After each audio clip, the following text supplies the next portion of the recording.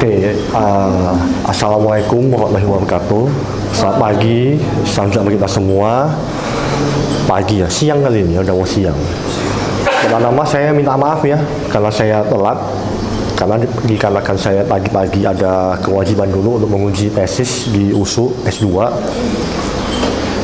Jadi harusnya saya tadi pagi yaitu uji jam 9, ternyata mulai jam setengah 10, jadi molor semua. Oke, jadi tadi udah dibacakan sekilas ya sama MC bahwa saya sehari-harinya nih saya kesibukannya memang dosen tetap di USU dan mengampu memang mata kuliah hukum bisnis, hukum perusahaan, kepilitan, hukum kontrak, pasar modal. Oke, jadi kebetulan saya hari ini dipercaya untuk membawakan materi hukum perusahaan. Mungkin bagi sekalian saya panggilnya Bapak Ibu ya. Karena kan ini kan semua calon-calon advokat, jadi harus biasa dipanggil dengan Bapak Ibu.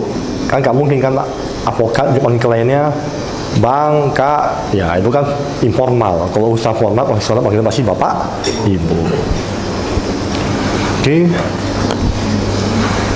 Nah, pertanyaannya, apa pentingnya mempelajari hukum perusahaan, memahami hukum perusahaan bagi seorang advokat? Apa? Ini kembali ke dasar ilmu hukum, subjek hukum. Bahwa subjek hukum itu kan adalah pengembangan hak dan kewajiban dalam hukum. Artinya ketika kita menjadi advokat, yang membutuhkan jasa kita pasti adalah subjek hukum. Nah pertanyaannya, apakah subjek hukum hanya manusia? Kan tidak. Bisa aja ada badan hukum. Badan hukum yang membentuk, bisa aja dia bentuk perusahaan. Ya walaupun tidak semua perusahaan itu pasti berbadan hukum. Maka dibedakan dulu Bapak Ibu antara perusahaan dengan perseroan, itu beda loh. Banyak orang yang menyamakan bahwa ketika kita berbicara perusahaan, kita pasti berbicara PT. Belum tentu. PT hanya bagian dari perusahaan. Perusahaan itu maknanya apa sih? Ya suatu badan, lembaga yang melaksanakan kegiatan usaha, berkesinambungan, terus-menerus, mencari keuntungan, dan adanya pencatatan keuangannya, ada dokumentasi perusahaan. Nah, kita lihat di sini skemanya. Perusahaan, ada yang berbadan hukum, ada yang tidak berbadan hukum. Apa makna badan hukum dan badan hukum ini? Ya, saya rasa sih harusnya Bapak Ibu udah paham. Kalau dia badan hukum, maknanya dia adalah subjek hukum yang dibentuk oleh manusia, memiliki hak kekayaan tersendiri untuk tujuan tertentu dan dapat bertindak layaknya manusia, bisa menggugat, bisa digugat. Hanya saja dia tidak dapat melangsungkan perbuatan hukum di lingkungan hukum keluarga misalnya, kan nggak bisa. Badan hukum misalnya apa? Kawin misalnya nggak bisa, punya anak nggak bisa, masa waris nggak bisa. Tapi lain dari itu, badan hukum bisa nggak jual beli? Bisa. Sewa menyewa bisa? Bisa. Dan lain-lainnya. Nah, kalau perusahaan yang badan hukum apa? Banyak. Contohnya usaha dagang, persekutuan perdata, firma, CV. Badan hukum ada yang publik, ada yang privat. Yang publik apa? BUMN. Ada Persero, ada Perum. Kita mulai cerita apa? BUMD, BUMDes. Kok privat dia? Nah, di sini ada apa? Ada perseroan terbatas, ada koperasi, ada yayasan, ada perseroan tunggal. Ini amanah dari Undang-Undang Cipta Kerja yang sudah dicabut dengan Perpu Cipta Kerja. Kemudian perseroan terbatas, ada PT terbuka, PT tertutup. Nah, jadi hari ini saya akan mencoba kita fokus saja di sini, PT tertutup dan perseroan tunggal. Karena kenapa? Karena IMI 2, IMI PT tertutup, ini paling banyak masalahnya nanti ketika Bapak Ibu menjadi advokat. Karena menjadi apakah in-house lawyer, apakah apa namanya. Kalau ini ya perlu saya singgung karena ini adalah perkembangan terbaru. Mungkin selebihnya ya tidak kita bahas terlalu mendalam karena waktunya tidak cukup, terlalu banyak nanti. Kemudian Bapak Ibu bertanya, kapan suatu PT membutuhkan bantuan hukum? Maka ingat Bapak Ibu, advokat tidak selamanya itu, lawyer tidak selamanya kerjanya perang di pengadilan, enggak. Kadang kita juga butuh jasa lawyer itu di luar litigasi. Contohnya apa?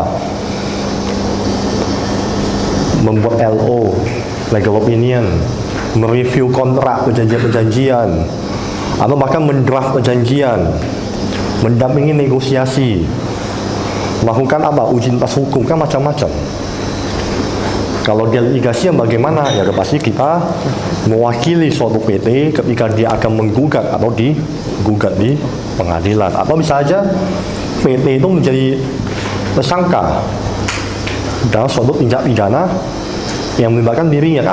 Ada sekarang tindak pidana korporasi. Nah,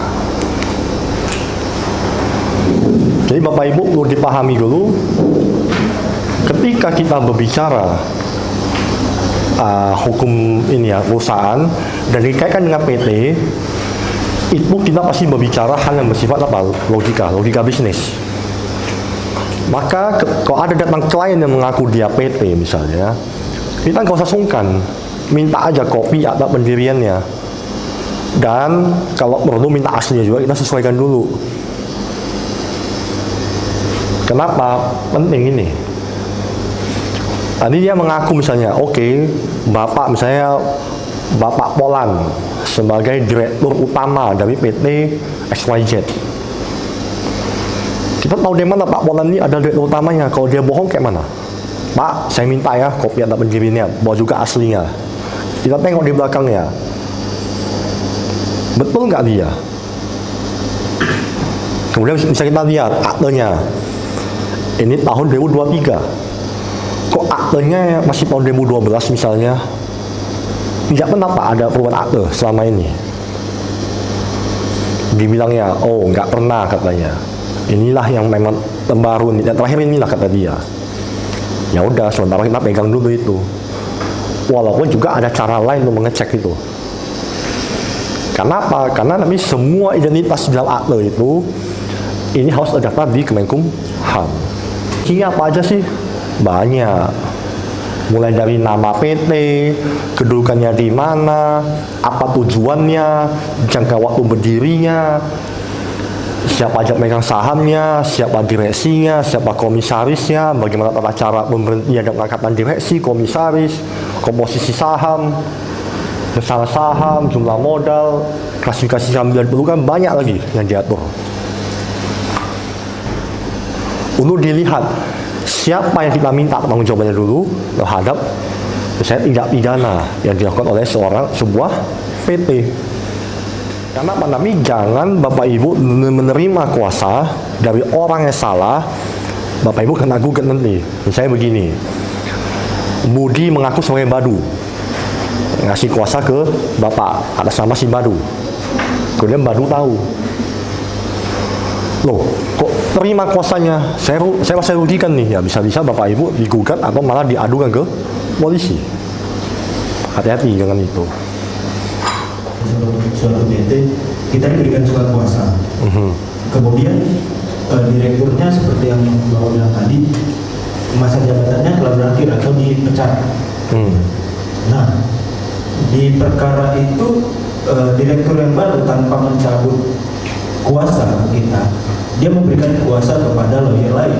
Nah, kita sebagai lawyer awal, tindakan apa yang harus kita lakukan? Oke, pertanyaan pertama begini Pak Bima. Direktur yang tadi dicopot itu, dia ngasih kuasa ke kita dalam masa jabatan dia atau setelah dia dicopot? Dalam masa jabatan. Oke, kemudian direktur barunya malah ngasih kuasa ke yang lain. Maka lebih baik kita kalau tahu, kita bicarakan dengan si direktur barunya. Ya, kan tidak ada kemungkinan ya, terkadang bisa aja seorang klien itu menunjuk dua lawyer, tapi untuk kasus yang mungkin berbeda. Misalnya begini, terkadang kan ada kasus yang ada irisannya. Misalnya mungkin satu di pengadilan, satu lagi bermasalah di kepolisian. Tapi case-nya sama. Jadi begini, bisa aja si PT yang saham itu dia merasa dirugikan oleh si direksi. Direksi dianggap melakukan penggelapan. Dilaporkanlah direkturnya ke kepolisian. Di satu sisi, direktur merasa dia dirugikan kalau dia dipecat sepihak tanpa bukti. Dia menggugat ke pengadilan. Kan PT-nya jadi ada dua kepentingan. Dia boleh nggak tunjuk dua lawyer yang beda, satu untuk urusan kepolisian, satu urusan ke pengadilan negeri, silakan. Tapi kalau dua-duanya untuk urusan yang sama, misalnya urusan untuk di pengadilan negeri, nah itu harus dibicarakan, Pak. Jumpai direktur yang barunya itu tanya, sebenarnya Bapak mau pakai kami atau mereka? Ya kalau mau pakai mereka ya fine aja, kita mundur. Karena untuk mencegah konflik kepentingan nanti, apa malah kita jadi nggak enak dengan sesama rekan sejawat. Ya itu kan masalah profesionalisme, Pak. Tapi takutnya jangan-jangan sama-sama nggak mau mundur, sama-sama keras. Ya tapi jadinya apa? Berakhir di aduan kode etik. Dibilang apa? Merebut klien rekan sejawat. Kan nggak enak. Nah, lebih baik didialogkan dulu. Apa kemauan dari si klien? Ya kalau memang dia mau sama kita, syukur, berarti kita dipercaya, jadi sebaik-baiknya. Tapi kalau dia maunya sama dia, ya kita legowo lah, berarti dia nggak percaya sama kita, ya udah, fine aja kan. Oh yang kita jual ini kan adalah jasa, maka jasa supaya kita bisa laku, maka kita apa? Ya dipercaya sama orang, punya nama baik, reputasi yang baik, dipercaya sama orang. Ya mungkin dia nggak yakin sama kita, dia lebih yakin sama yang baru itu, ya terserah. Nah, kira-kira begitu ya, Pak Bima ya. Ya kan? Mau Indomie siapa bosnya, mau Aqua siapa bosnya, nggak peduli. Pokoknya saya lapar ya masak Indomie, saya haus ya beli Aqua minum. Tapi kalau jasa Bapak Ibu, yang dikenal itu siapa? Orangnya dulu. Kalau kita hanya, kita nggak peduli nih, kita nggak peduli, pokoknya kita tarik uang dulu, tarik kuasa dulu.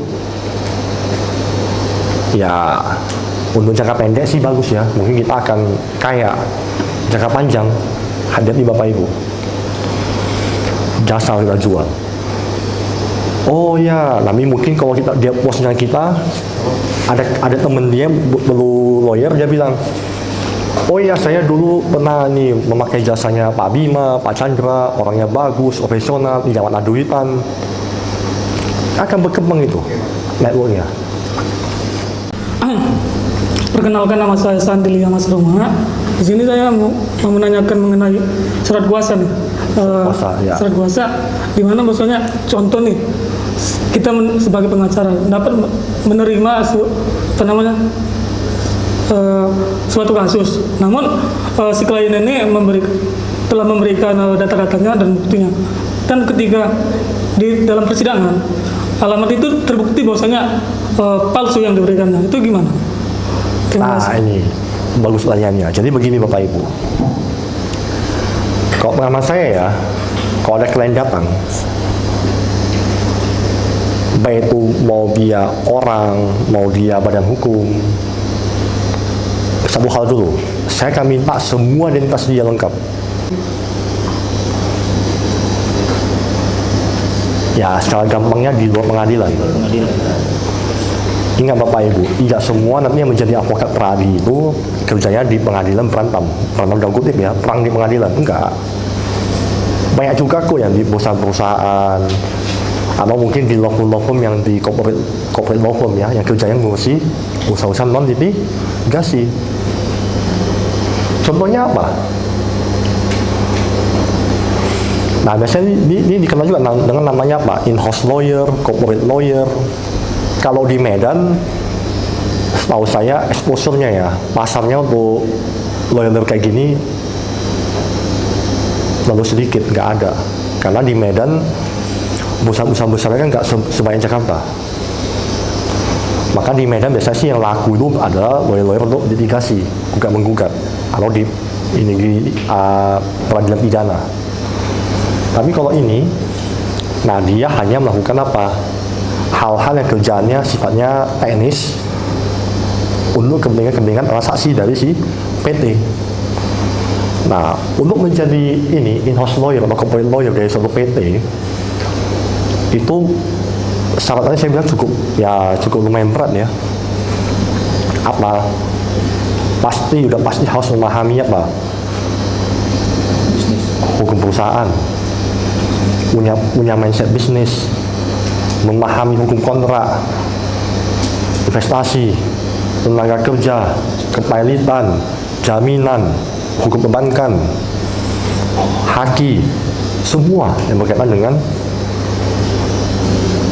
hukum bisnis, hukum pasar modal, persaingan usaha. Dan kalau bisa nih bahasa asing itu menjadi nilai plus. Nah, kalau akuisisi ini apa, Bapak Ibu? Maka dia kalau kita lihat dari undang-undang PT, dia bahasanya adalah mengambil alihan. Akuisisi dia biasanya sih nggak diambil seluruhnya, hanya diambil sebagian besar dari perusahaan yang mau diambil alih. Maka kalau misalnya dia A, perusahaan A diambil alih sahamnya sebagian oleh perusahaan B, maka menjadi AB. Contoh misalnya apa?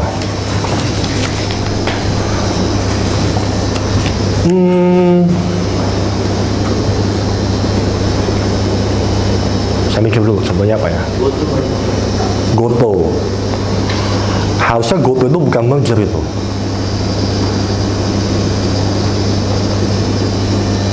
Tapi nggak tahu kenapa dibilang merger, karena dua-duanya masih ada, Gojek, Tokopedia. Harusnya kalau memang dia merger, salah satunya hilang, Gojek hilang, Tokopedia hilang.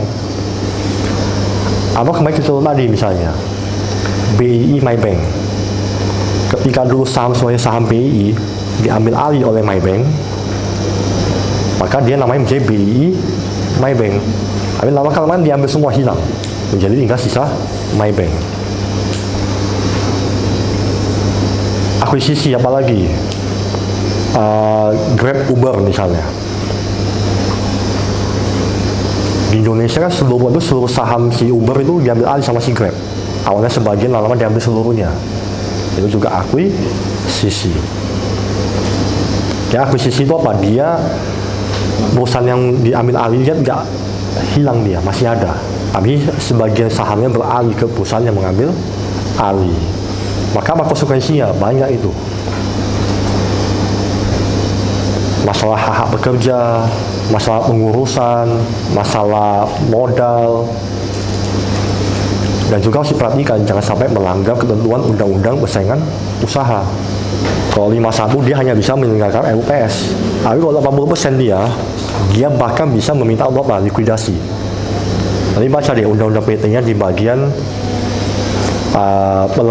bagian ini likuidasi, pembubaran, dan di bagian ini Pak Ibu, jadi jangan salah ya, ini udah nggak berlaku lagi.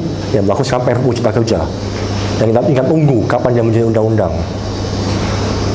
Nah, ini memberikan dua amanah. Perlindungan apa? Perlindungan usaha mikro dan kecil dalam dua PP ini, PP 7 dan PP 8 2021, yang mana dia melahirkan apa? Perseroan perorangan di sini. Apa maknanya?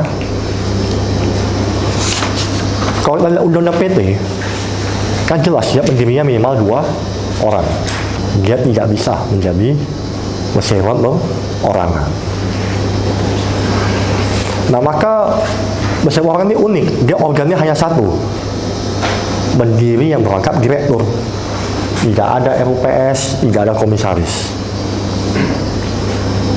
Nah, kemudian kayak mana kita ada pendiriannya? Dia nggak ada pendirian. Jadi ketika ada pelaku usaha UMK, usaha mikro dan kecil, dia mau membuat perseroan perorangan, dia mengisi secara online melalui portal AHU. Ini pernyataan pendiriannya. Makanya ini akan sama dengan ada pendiriannya, disamakan dia statusnya. Dan kalau ada yang kurang berkenan, saya minta maaf. Terima kasih. Terima kasih kami ucapkan kepada Bapak Dr. Robert SHMH yang telah mengisi materi pada siang hari ini.